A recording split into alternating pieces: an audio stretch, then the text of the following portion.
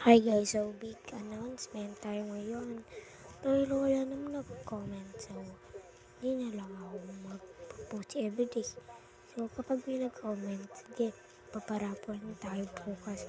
Sa susunod kong mga post, hintayin nyo. So mag-comment kayo ng me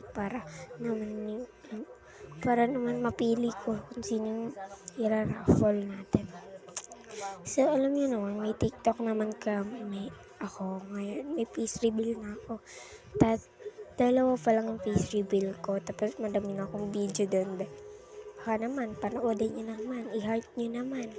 Baka naman. So, ayan. Ito nga pala ginagawa kong bahay. So, nag-iba ni avatar ko. So, iniba ko na siya. So, naman, please naman.